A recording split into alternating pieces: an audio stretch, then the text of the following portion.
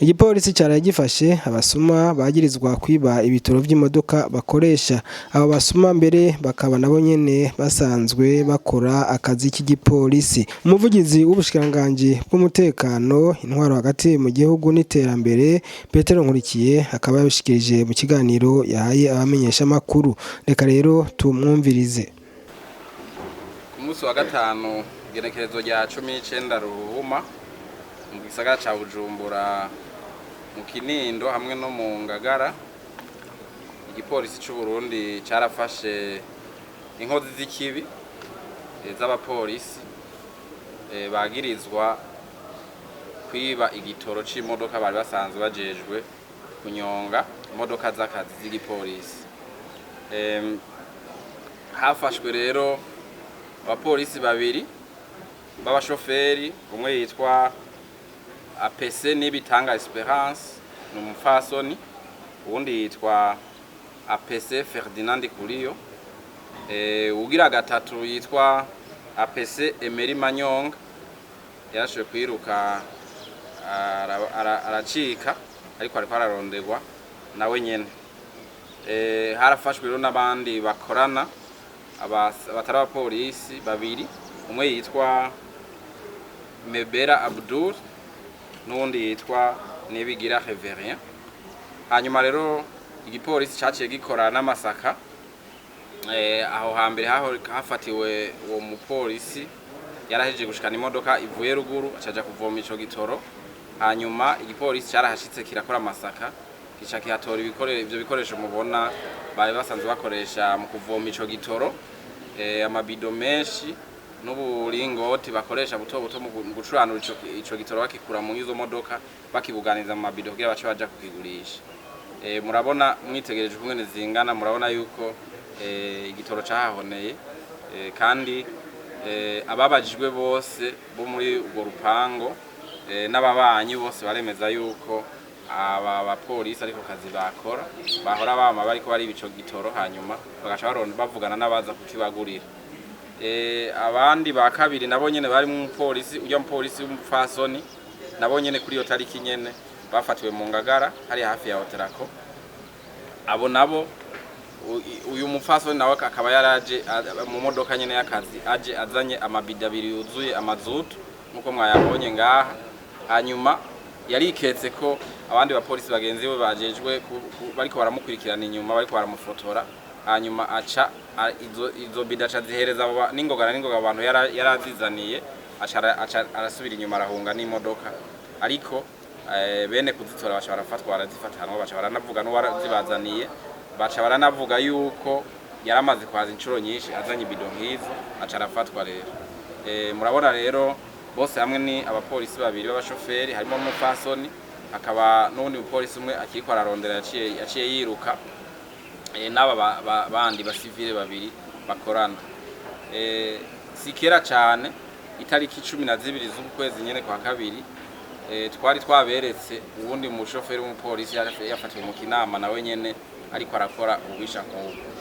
Aba rero urubarindiriye ni nk'ugwari rurindiriye uriya no guca ubwa mbere na mbere bafutwa ubu nyene mu rwego rw'igipolisi cy'u Burundi kugira ngo wa muryambwa abe umwe kandi yitukishe.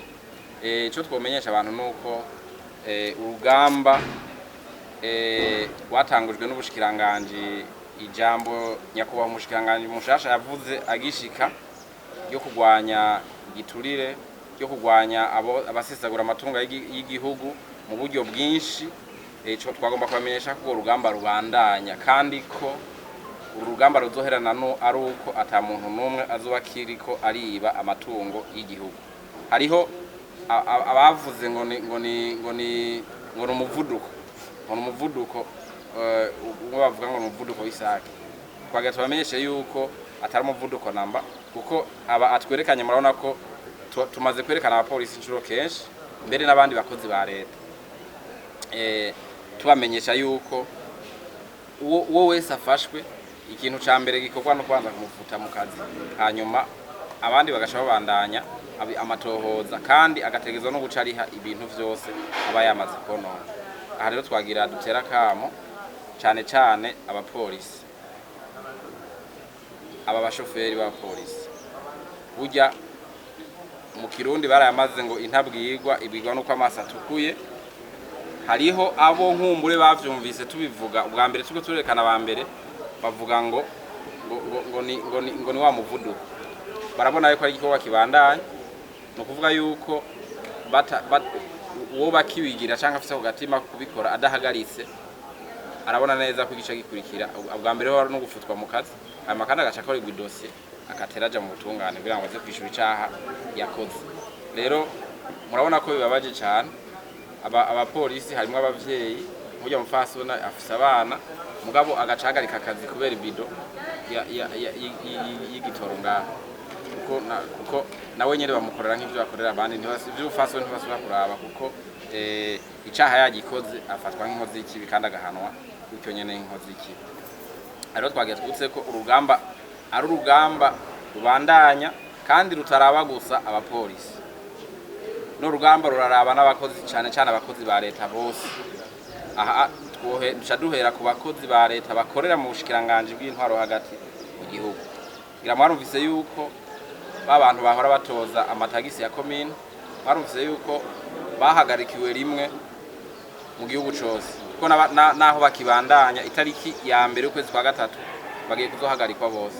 Muca murazi igitigiri cyabo, murumva kumwe n'abantu benshi bahagarikiwe rimwe kubera bazira gusa ubusuma, kuko aho gutoza amafaranga baje mu kiga ca leta azogaruke gufasha bene gihugu, baratoza bagashira mu mifuko yabo.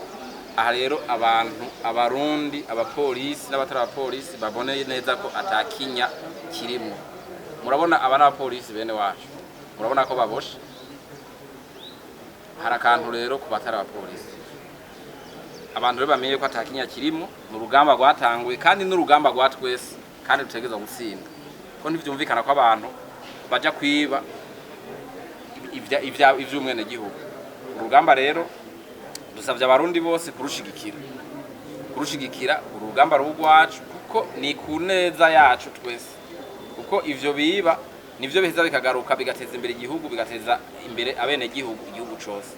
Ariko bavyivye bashira mu mifuko yabo kandi nta bitangaza turabona ababikozemo, ko n'amafaranga bahereza ku makontwari mwicuka ngo ejo bazoronka yandi. Rero dufashanye twese abarundi twese, cyane cyane mwebwe bamenyesha amakuru, mudufashe buno butumwa bushike kure hashoboka. Abantu bumve ko ari urugamba rwatanguye kandi ko rubandanye. Udahevye azohebeshwa, kandi guhebeshwa kwiwe murabibona no kumufata hanyuma agashikirizwa ubutungane bugaheza bukamuhana. Tubazana ngaha intambwe ibikorwa dosiye yabo ijanye n'amakosa y'akazi izihera, nico gituma tuvuga tuti bashabiruka ibizihera.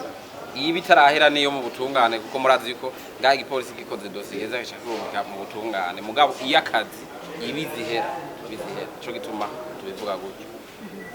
Ego akabazo kandi kamwe nuko muramaze kwerekana abantu batari bake bagirizwa ibyaha bitandukanye, bwaca kabiri tukababona bidegemvye. Mbega twovuga ko hari ugukorana neza hagati y'igipolisi c'u Burundi n'ubutungane? Hariho gukorana neza hagati y'igipolisi c'u Burundi n'urwego rw'ubutungane mbere n'izindi nzego zose za leta, kubera twese dusenyera ku mugozi. Iyo rero abantu bafashwe n'igipolisi, ahangira ngo umuntu yo gusigurira neza ukungene ivy'ivyaha bitohozwa n'ingene bigenda kuva ku ntango gushika kwihereza. Ni ukuvuga iyo habaye icaha cakozwe, igipolisi kirakora amatohoza, kigafata abantu, kigakora dosiye, kigaca kirungikira ubutungane nabwo bugaheza bukayiraba. Busanze koko ari vyo, uwo muntu bugaca bamucira urubanza, agaca agenda kwishura icaha aba yakoze. Ubutungane burashobora kurekura umuntu igipolisi cyafashe bivanye n'ivyemezo, ushaka kuba ivyemezo bitafashwe neza cyangwa ugasanga ntibifashe, barafite uburenganzira bwo kurekura umuntu yagirizwe icaha, kuko n'amategeko arabirekura. Ko mu bisanzwe gufunga siko kuja imbere, haja imbere ko umuntu yidegemvye. Iyo umuntu ashobora kuba yidegemvya mugabo agashobora kwitaba ubutungane, dosiye yabo bakayikora atangorane, bakabona ko atahazoja, barashobora kumurekurira n'uburenganzira bwabo. Ariko natwe bwo twumva ko hari n'abashobora kurekurwa nkumbure bitaciye muri izo nzira. Ivyo rero nivyo baheza ababarongoye bagakurikirana kugira ngo uwo abikoze vyaciye nko mu nzira y'ibiturire canke ibindi aheze ace abihanirwa.